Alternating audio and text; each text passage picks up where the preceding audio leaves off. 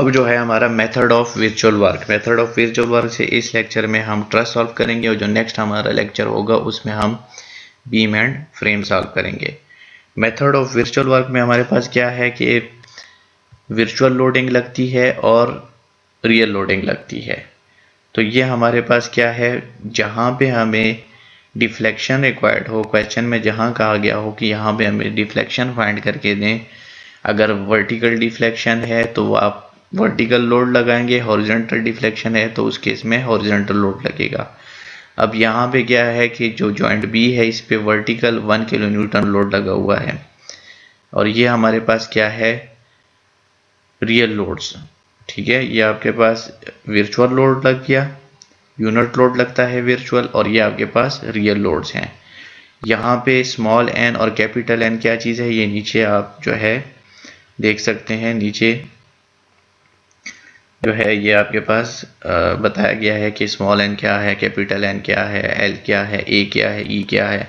अब जो हमारे पास मेथड ऑफ वर्चुअल वर्क से जो फार्मूला है ये डिफ्लेक्शन फाइंड करने का, वो हमारे पास है summation of small n capital N L divided by A E. तो ये जो हमारे पास 1 है ये आपके पास external virtual unit load acting on the truss joint in the stated direction of delta. तो जिस डायरेक्शन में डेल्टा रिक्वायर्ड हो उसी डायरेक्शन में आपका ये 1 के यूनिट लोड लगेगा। स्मॉल एन जो है वो internal virtual normal force in a truss member caused by the external virtual. ये जो स्मॉल एन है ये आपके पास क्या होगा, जब जिस ट्रस पे आपका यूनिट लोड लगेगा, जो आपके पास वर्चुअल लोडिंग लगेगी, तो उस यूनिट लोड के अगेंस्ट जो आपके पास मेंबर फोर्सेस आएंगी वो आपके पास जो है वो स्मॉल एन है। फिर आपका डेल्टा है external joint displacement caused by the real load on the truss. तो ये जो डेल्टा है ये आपके पास जो फाइनल आपके पास डिस्प्लेसमेंट या डिफ्लेक्शन आएगी ये आपके पास वो है। कैपिटल एन जो है वो आपके पास internal normal force in a truss member caused by real loads. तो ये आपके पास मेंबर फोर्सेस हैं उस केस में जिस पे आपके पास जो एक्सटर्नल लोड्स हैं वो लगे हों। एल जो है वो लेंथ ऑफ मेंबर है, तो वो तो आपके पास दोनों केसेस में सेम रहेगा। अगर इस मेंबर की लेंथ यहाँ जो है वो यहाँ पे भी होगी। ए जो है cross sectional area of the member है और ई जो है वो modulus of elasticity of member है। तो यहाँ पे सिंपल क्या है कि आपका जहाँ पे डिफ्लेक्शन रिक्वायर्ड हो तो आपने क्या करना है कि उस पॉइंट पे सिर्फ जो है यूनिट लोड लगा देना है, तो वो आपके पास स्मॉल एन डायग्राम आ जाएगी। यानी इस केस में जो एक्सटर्नल लोड्स लगे हैं क्वेश्चन में वो नहीं आएंगे। तो इस केस में हम क्या करेंगे कि जो मेंबर फोर्सेज होंगी वो स्मॉल एन से डिनोट हो जाएंगी।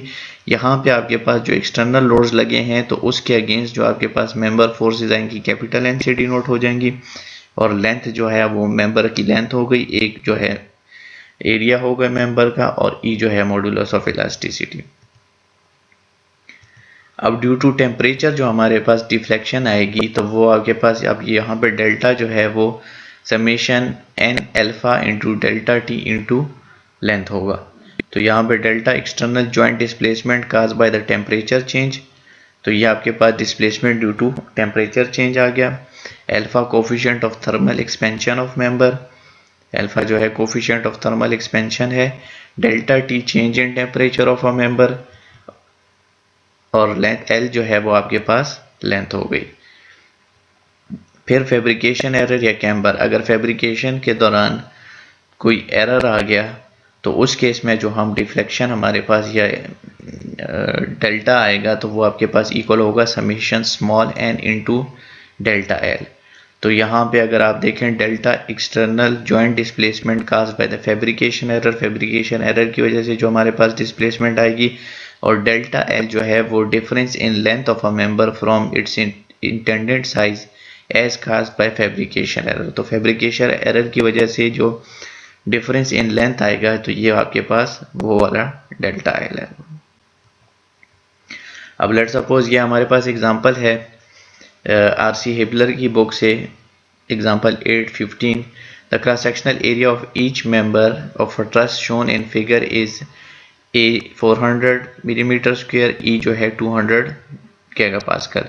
तो ए और ई की वैल्यू आपको गिवन दे दी गई है। पहला जो इसका पार्ट है वो क्या करना है, determine the vertical displacement of joint C if a 4 kilonewton force is applied to the truss at C. तो क्या करना है कि यहाँ पे वर्टिकल डिस्प्लेसमेंट फाइंड करना है अगर आपके पास 4 किलोन्यूटन फोर्स अप्लाइड हो जॉइंट सी पे। यहाँ पे देखें जॉइंट सी पे 4 किलोन्यूटन फोर्स लगा है, तो पहला पार्ट है हमने वर्टिकल डिस्प्लेसमेंट फाइंड करनी है due to this loading. Second part है if no load act on the truss what would be the vertical displacement of joint C if member A B were 5 mm too short.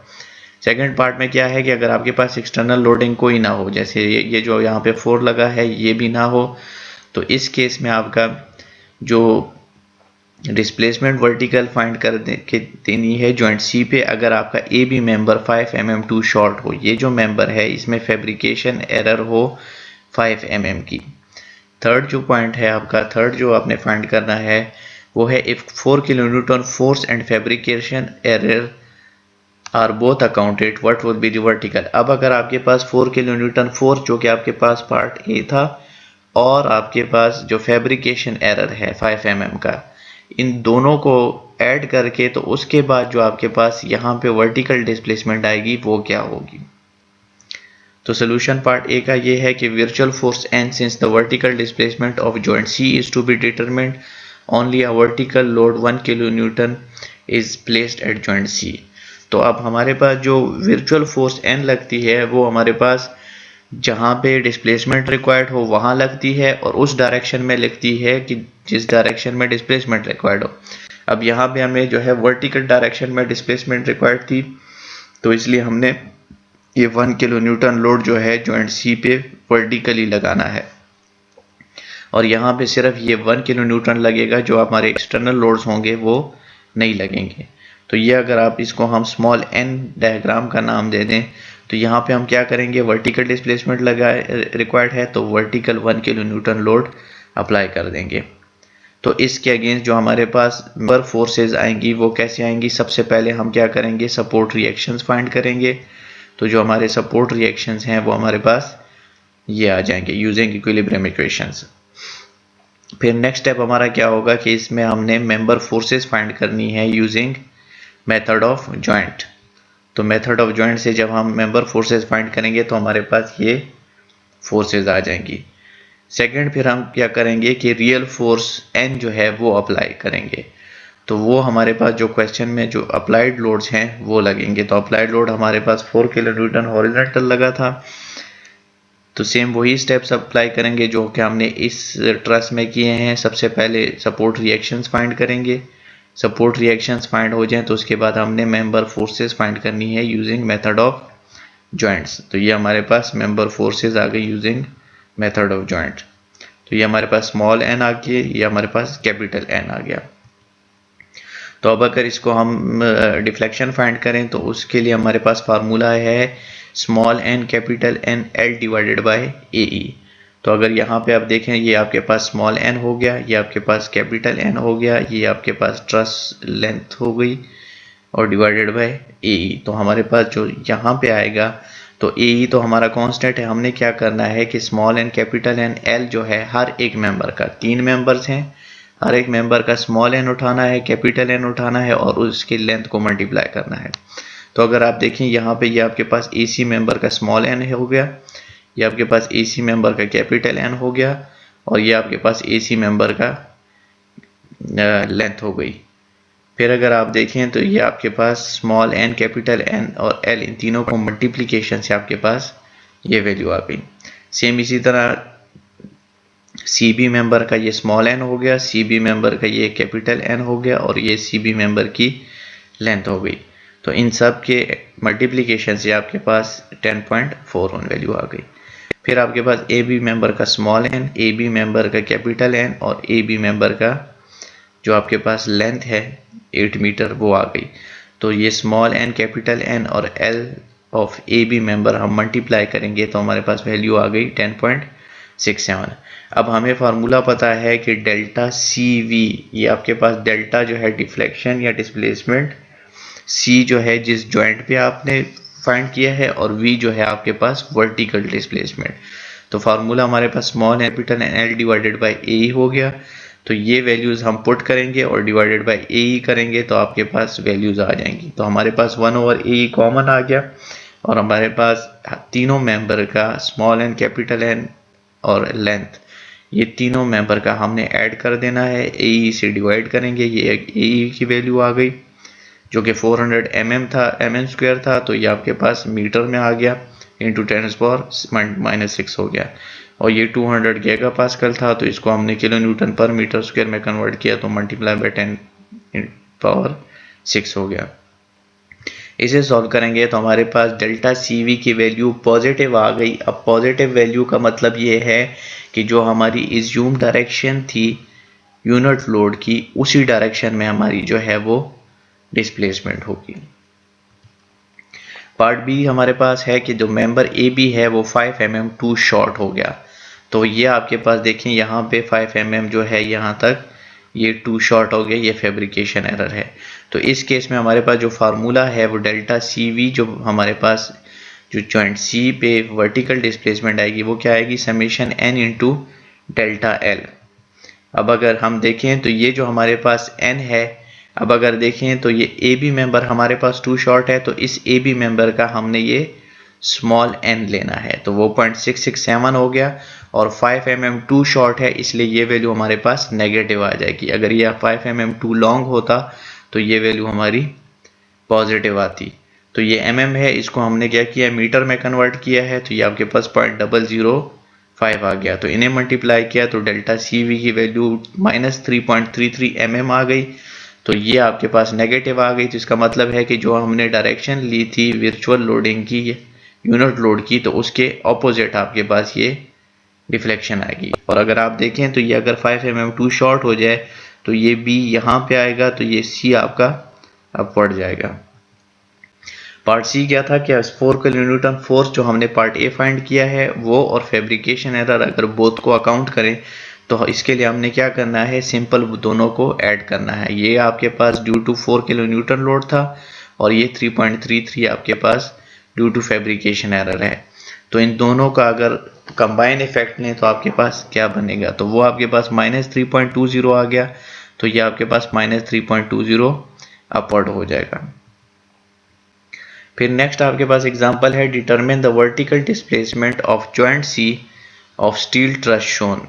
The cross sectional area 400 mm² और E जो है modulus of elasticity 200 giga pascal. अब यहाँ पे simple आपने क्या करना है कि जॉइंट सी पे वर्टिकल डिस्प्लेसमेंट रिक्वायर्ड है। तो ये जॉइंट सी है वर्टिकल डिस्प्लेसमेंट।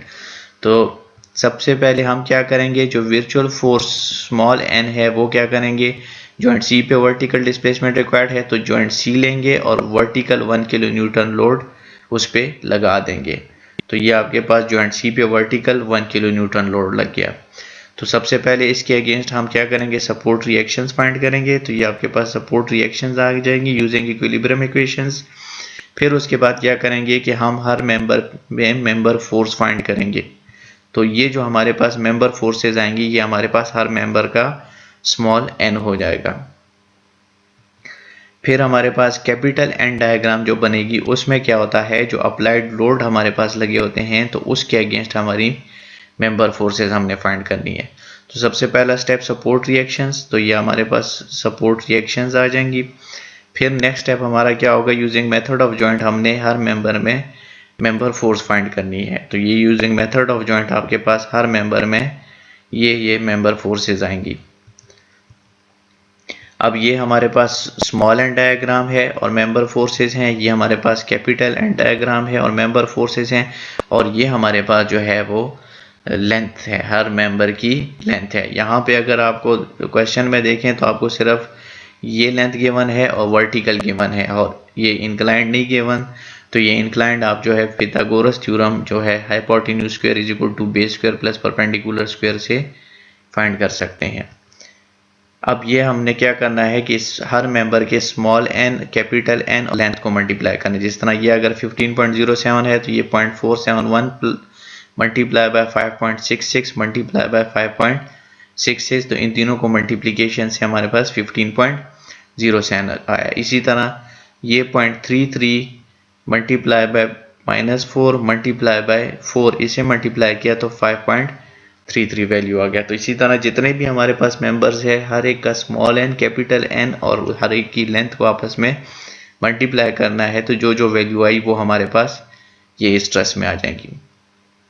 अब हमारे पास जो vertical displacement of joint C है उसके लिए फार्मूला है small n capital N L divided by A. तो हमने क्या करना है, अब हमारे पास जितने भी मेंबर्स हैं हर एक का small n capital N L इन सबको ऐड करना है और डिवाइडेड बाय ए कर देना है। तो हमारे पास अगर आप यहाँ पे देखें तो आपके पास एक 15 है, ये एक 15 हो गया। 3 इंटू 5.33 इसलिए किया है क्योंकि यहाँ पे ये भी 5.3 है, ये भी 5.3 है, ये भी 5.3 है। तो बजाय 5.3 को 3 बार लिखने के यहाँ पे 3 से मल्टीप्लाई कर दिया। 2 इंटू 10.67 तो ये भी 10.67 है, ये भी 10.67 है, तो ये इसलिए 2 इंटू 10.67। फिर ये एक आपके पास 16 है और ये आपके पास 30.18। इन सबको ऐड किया, डिवाइडेड बाय ए किया। ए और ई की वैल्यू क्वेश्चन में गिवन है 400 मिलीमीटर स्क्वायर था, तो वो मीटर स्क्वायर में कन्वर्ट किया तो 10 इंटू -6 हो गया। और ई की वैल्यू 200 गीगा पास्कल थी, उसको किलो न्यूटन पर मीटर स्क्वायर में कन्वर्ट किया तो 200 इंटू 10⁶। इसे सॉल्व करेंगे तो जो वैल्यू हमारे पास आएगी वो डेल्टा सी वी की 1.23 mm पॉजिटिव आई। तो इसका मतलब है कि जिस डायरेक्शन में हमारी जो यूनिट लोड हमने ज़ूम लगाई थी उसी डायरेक्शन में जो है हमारी जो है वो वर्टिकल डिस्प्लेसमेंट होगी। थर्ड एग्जांपल हमारी है कि determine the vertical displacement of joint C of the steel truss shown due to radiant heating from the wall. Members are subjected to temperature change. Member AD is increased 60 degree, member DC is increased 40 degree centigrade, and member AC decrease -20 degree centigrade. Also DC is fabricated 2 mm too short and member AC 3 mm too long. Take alpha जो कि coefficient of thermal expansion at 12 into 10⁻⁻⁶, cross sectional area given है 400 millimetre square और modulus of elasticity given है 200 giga pascal. तो ये हमारे पास figure है, इसमें हमने क्या करना है कि जॉइंट सी की डिस्प्लेसमेंट वर्टिकल डिस्प्लेसमेंट हमने फाइंड करनी है। तो इस केस में अगर देखें तो आपके पास ड्यू टू लोडिंग फोर्स जो हमारे पास लोडिंग लगी है तो उसके अगेंस्ट पहले हमने जो है वो जॉइंट सी की वर्टिकल डिस्प्लेसमेंट फाइंड करनी है। तो सबसे पहले small n vertical displacement joint C पे रिक्वायर्ड है, तो यहाँ पे आपके पास वर्टिकल 1 किलो न्यूटन लोड लग जाएगा। इसके अगेंस्ट सबसे पहले हम सपोर्ट रिएक्शंस फाइंड करेंगे। तो ये आपके पास using equilibrium equations support reactions आ गए। फिर हम क्या करेंगे, यूजिंग मेथड ऑफ जॉइंट हमारे पास जितने भी मेंबर्स हैं हर मेंबर में मेंबर फोर्सेज आ जाएंगी। फिर हमारे पास कैपिटल एन आएगा जिसमें हमारे पास जो क्वेश्चन में अप्लाइड लोड गिवन थे तो वो अप्लाइड लोड हमने क्या करने हैं उसके अगेंस्ट मेंबर फोर्सेस फाइंड करनी है। तो सबसे पहले यहाँ पे सपोर्ट रिएक्शंस आपके पास आ जाएंगी जो कि आपने इक्विलिब्रियम इक्वेशन यूज़ करके फाइंड करनी है। फिर मेथड ऑफ जॉइंट यूज़ करके मेंबर फोर्सेस आपके पास आ जाएंगी। फिर आपके पास हर मेंबर की लेंथ जो कि क्वेश्चन में गिवन है इंक्लाइंड जो है वो आपने पिथागोरस थ्योरम से फाइंड कर देनी है। तो ये हमारे पास क्या हो जाएगा, ये जो फिगर है ये small n capital N into L, हर मेंबर का स्मॉल एन लेना है कैपिटल एन लेना है इंटू लेंथ, हर मेंबर का स्मॉल एन लेना है कैपिटल एन लेना है इंटू लेंथ। तो वो तीनों मल्टीप्लाई करके आपके पास ये वैल्यूज आ जाएंगी। तो हमारे पास जो डेल्टा सी वी बनेगा वो फार्मूला है small n capital N into L divided by E. तो ये वैल्यूज हमने क्या करनी है, ऐड करनी है और डिवाइडेड बाय ए कर देना है। तो हमारे पास 3 ऐसे मेंबर्स हैं जिसमें फोर्सेज आ रही हैं वो 31.360 और 104.12, इन तीनों को ऐड करके डिवाइडेड बाय एरिया 400 और 200 गीगा पास्कल जो है वो ई। तो ये जब आप सॉल्व करेंगे तो आपके पास 2.44 मिलीमीटर वैल्यू आई पॉजिटिव आंसर। तो वर्टिकल डिस्प्लेसमेंट आपकी डाउनवर्ड होगी। फिर ड्यू टू टेम्परेचर चेंज जो आपके पास आएगा, तो जो टेम्परेचर आपको गिवन थे उसके लिए हमारे पास फार्मूला है n small n alpha delta t into length. तो जो टेम्परेचर क्वेश्चन में गिवन है कि वो member AD plus 60, member DC plus 40 और मेंबर AC माइनस 20। अगर साइन गिवन हो तो ठीक, लेकिन अगर साइन नहीं गिवन, अगर क्वेश्चन में गिवन है कि इंक्रीज 60 तो प्लस 60 होगा, इंक्रीज 40 तो प्लस 40 होगा, और अगर डिक्रीज 20 है तो वो माइनस 20 होगा। तो यहाँ पे अगर आप देखें तो हमारे पास 3 ऐसे मेंबर है जिसमें टेम्परेचर चेंज आ रहा है। तो सिर्फ हमने क्या करना है कि सिर्फ वही 3 मेंबर्स हमने लेने हैं, और ये हमारे पास क्या हो जाएगा, जो है मेंबर की लेंथ है। तो अगर आप देखें तो delta CV due to temperature change आपके पास ये 12 × 10⁶ ये अल्फा की वैल्यू है जो कि कांस्टेंट है सबके लिए, तो वो बाहर आ गई। फिर ब्रैकेट में हमारे पास 3 मेंबर्स में टेम्परेचर चेंज है, तो तीनों मेंबर का स्मॉल n हम लेंगे। जैसे कि अगर आप यहाँ पे देखें तो ये मेंबर इसका स्मॉल n 1 है, इसका टेम्परेचर 60 है और इसकी लेंथ हमारे पास 3 है, तो 160 × 3 प्लस अगर आप देखें तो ये जो DC मेंबर है 0.667, टेम्परेचर प्लस 40 है और लेंथ इसकी 2 मीटर है, तो ये 0.667 40 × 2। फिर हम ऐड करेंगे साथ में इस मेंबर का, तो इसकी अगर आप स्मॉल n देखें तो -1.2, टेम्परेचर देखें -20 और लेंथ इसकी 3.61। तो इसे जब आप सॉल्व करेंगे तो जो आपके पास वैल्यू आएगी पॉजिटिव आई, तो इसका मतलब ये है कि हमारे पास ये आपके पास डाउनवर्ड डिस्प्लेसमेंट आएगी। थर्ड हमारे पास है ड्यू टू फैब्रिकेशन एरर। तो फैब्रिकेशन एरर के लिए क्या था कि ये आप देखें, उसमें कहा था कि DC जो है वो 2 mm टू शॉर्ट है और AC हमारे पास 3 mm टू लॉन्ग है। तो जो 2 शॉर्ट है वो नेगेटिव है, जो 2 लॉन्ग है वो हमारे पास पॉजिटिव है, और इसके लिए जो हमारे पास फार्मूला है वो n × डेल्टा L। तो ये हमने सिर्फ वो मेंबर्स लेने हैं यहाँ पे जिसमें हमारे पास फैब्रिकेशन एरर हो। तो यहाँ पे हमारे पास 2 मेंबर्स हैं, तो यहाँ पे 2 मेंबर्स आ जाएंगे, डेल्टा CV 0.67। अगर DC मेंबर का देखें तो हमारे पास स्मॉल n 0.667 है और जो हमारे पास D है वो -2 है, तो ये 0.667 और ये आपके पास -2 हो गया। और ये मेंबर अगर आप देखें AC मेंबर तो -1.2 है और ये आपके पास 3 mm टू लॉन्ग था, तो +3 प्लस 0.003 आ गया। तो यहाँ से हमारी जो वैल्यू आ गई डेल्टा CV की वो -4.93 mm, तो नेगेटिव आंसर आ गया, इसलिए ये आपके पास अपवर्ड आएगा। तो टोटल डिस्प्लेसमेंट जो हमारी आएगी due to load, due to temperature change और ड्यू टू फैब्रिकेशन एरर, वो हमने क्या करना है कि ये वैल्यू और जो हमारे पास ड्यू टू लोड थी इन तीनों को ऐड कर देना है। फाइनल जो हमारी डिस्प्लेसमेंट पॉजिटिव है तो वो आपके पास डाउनवर्ड आ गई। Thank you. अगर इसमें आपके कोई भी किसी किस्म का क्वेश्चन है तो आप जो है कमेंट्स में भी पूछ सकते हैं। उसके अलावा भी अगर आप मेल के थ्रू या किसी व्हाट्सएप के थ्रू पूछना चाहते हैं तो वो भी पूछ सकते हैं।